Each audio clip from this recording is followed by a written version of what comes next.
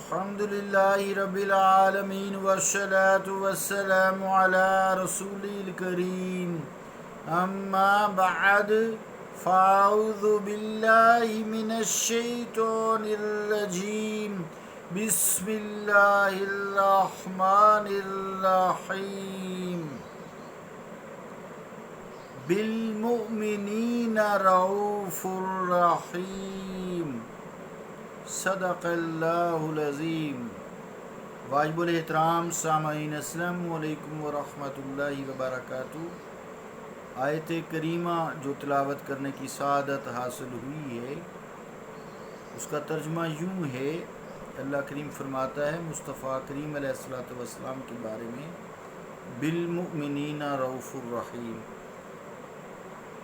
کہ آپ صلی اللہ علیہ وآلہ وسلم مومنوں کے ساتھ رؤوف بھی ہیں، رحیم بھی ہیں۔ تو اللہ تعالیٰ نے جو اپنے نام رکھے ہیں قرآن مجید میں، انہی ناموں سے اپنے پیارے حبیب کو بھی ساتھ ذکر فرمایا ہے، انہی ناموں سے ذکر فرمایا ہے۔ اس میں جن لوگوں کے ذہن کند ہوتے ہیں، دلوں میں دماغ میں وسوسات پھرتے رہتے ہیں، تسلی نہیں ہوتی، دین کا کوئی علم نہیں ہوتا، کج فہمی ہوتی ہے، دوسرے لفظوں میں جہالت ہوتی ہے، حماقت ہوتی ہے، تو وہ ایسے ہی جیسے کسی بچے کا نام رکھ دیا عبد الرحمن، وہ کہتے ہیں جی یا عبد الرحیم، وہ کہتے ہیں جی نہیں، رحیم اکیلا نہ بلائیں، اس سے کیا فرق پڑتا ہے؟ اللہ اللہ ہے، بندہ بندہ ہے، بچہ نظر آ رہا ہے، اللہ نظر نہیں آتا، وہ خالق ہے، بچہ اس کی مخلوق ہے۔ اس طرح کے شبہات کرتے ہیں، لوگوں کے ذہن خراب کرتے ہیں۔ تو اس سے پہلے درس میں پرسوں والے میں بہت سارے اسماء کا ذکر کیا گیا جو در حقیقت تو اللہ تعالیٰ رب العزت کی صفات ہیں، لیکن اللہ تعالیٰ نے انہی ناموں سے اپنے محبوب کو بھی موصوف فرمایا ہے، اور اس طرح جو خود اللہ کے نام ہیں اپنے محبوب کو ان ناموں سے موصوف کر کے اپنے حبیب کی رفعت شان کا اصل میں اظہار فرمایا ہے۔ اور اسی کی طرف شاعر دربار رسالت حضرت حسان رضی اللہ تعالیٰ عنہ نے اشارہ بھی فرمایا ہے۔ آپ فرماتے ہیں وَشَقَّ لَهُ مِنْ اسْمِهِ لِيُجِلَّهُ وَذُو الْعَرْشِ مَحْمُودٌ وَهَذَا مُحَمَّدٌ۔ تو ترجمہ کیا ہے اس شعر کا کہ اللہ تعالیٰ نے اپنے محبوب کی شان کو اعلیٰ و ارفع کرنے کے لیے اپنے نام سے اپنے محبوب کا نام مشتق کیا ہے۔ جو عرش کا مالک ہے وہ محمود ہے، اور جو اللہ کا محبوب ہے وہ محمد ہے۔ عزیزان گرامی قدر، ان دونوں اسماء کا مادہ اشتقاق یعنی ایک ہی ہے، جہاں سے دونوں لفظ نکلتے ہیں، یعنی حمد، محمد حمد، اور محمود اس کا بھی مادہ اشتقاق حمد ہی ہے۔ یہاں جو شبہ پیدا ہوتا ہے، جس کی ازالہ کے لیے علامہ قاضی ایاز رحمۃ اللہ علیہ نے ایک خصوصی فصل بھی اس کے لیے قلم بند کی ہے تاکہ ناسمجھوں کو سمجھ آ جائے۔ وہ لکھتے ہیں کہ یہ شبہ صرف ان لوگوں کو پریشان کرتا ہے جن کے ذہن کمزور ہوں، جن کے دل بیمار ہوں، اور فی قلوبہم مرض کی کیفیت سے دوچار ہوں، فی قلوبہم مرض کی کیفیت سے دوچار ہوں۔ ذہین اور دانشمند آدمی جو دل کی بیماریوں سے محفوظ ہو، اس کے ذہن میں یہ شبہ پیدا ہی نہیں ہوتا، اور نہ کسی ذہنی خلش سے اس کو دوچار ہونا پڑتا ہے۔ وہ شبہ جو صرف کند ذہن لوگوں اور مریض لوگوں کے دلوں کو پریشان کرتا ہے، وہ یہ ہے کہ اللہ تعالیٰ قدیم ہے۔ یہ شبہ پیدا ہوتا ہے، قدیم ہے یعنی ازل سے ہے، وہی ہے، بس قدیم ہے۔ اور اللہ تعالیٰ کا محبوب محمد مصطفیٰ علیہ الصلوۃ والسلام باوجود مراتب و عالیہ اور مقامات رفیعہ پر فائز ہونے کے عبد ہے اور حادث ہے۔ حادث کا مطلب ہوتا ہے کہ ایک وقت میں وہ نہیں تھے، یقیناً نہیں تھے، آپ کی تخلیق ہوئی، اللہ تعالیٰ نے اپنے محبوب کی تخلیق کی تو حادث ہوئے۔ تو اللہ تعالیٰ کی تخلیق تو کسی نے نہیں کی، اللہ تعالیٰ سے پہلے کوئی نہیں ہے، اللہ تعالیٰ تو سب کا خود خالق ہے، تو وہ قدیم ہے۔ تو قدیم اور حادث کا جو فرق ہے یہ سمجھ آ جائے تو آسان ہو جاتا ہے۔ پھر فرماتے ہیں پھر یہ کیسے ممکن ہے کہ حادث اللہ تعالیٰ کی صفات قدیمہ سے متصف ہو؟ ایسا تو نہیں ہو سکتا نا، حادث ایک وقت میں نہیں تھا، قدیم تو تھا، تو اس کو بعد میں تخلیق کیا گیا۔ تو اگر یہی بات ذہن میں رہے تو شبہ دور ہو جاتا ہے۔ وہ فرماتے ہیں کہ یہ کیسے ممکن ہے کہ حادث اللہ تعالیٰ کی صفت قدیمہ سے متصف ہو، یہ نہیں ہو سکتا۔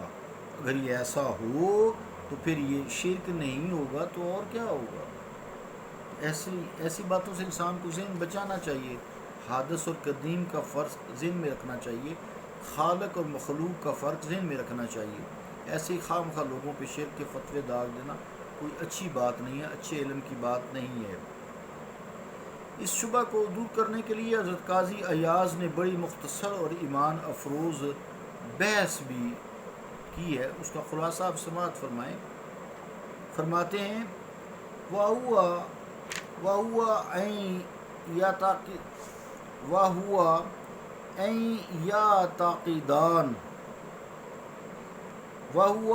يَعْتَقِدَ میں صحیح لفظ ہو گئے، وَهُوَ أَن يَعْتَقِدَ أَنَّ اللَّهَ تَعَالَى جَلَّ اسْمُهُ فِي عَظْمَتِهِ وَكِبْرِيَائِهِ وَمَلَكُوتِهِ وَحُسْنِ أَسْمَائِهِ وَعَلَى صِفَاتِهِ لا يشبه شيئا من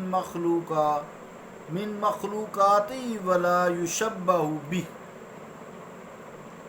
ترجمہ کیا ہے؟ یہ ہے الشفاء جلد 1 صفحہ 337۔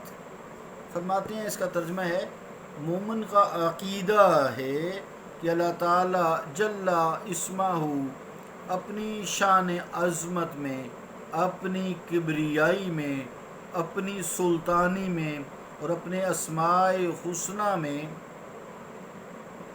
اور اپنی اعلیٰ و ارفع صفات میں اپنی مخلوق میں سے کسی چیز سے مشابہت نہیں رکھتا، اور نہ کوئی مخلوق اللہ تعالیٰ کی ان صفات میں مشابہت کا تصور تک کر سکتی ہے۔ عزیزان گرامی قدر، مومن کا ایک پختہ عقیدہ ہوتا ہے اور مختلف جو کلمات کی تشریح ہے اس کی تطبیق کرتے ہوئے اس عقیدہ کو ملحوظ خاطر رکھا جاتا ہے، اور اگر نہیں رکھیں گے تو پھر عقائد میں خرابی پیدا ہوتی ہے۔ جیسے کسی عبارت کا مفہوم بتاتے ہوئے متکلم کے عقیدہ کو پیش رکھنا ضروری ہے اور از حد ضروری ہے۔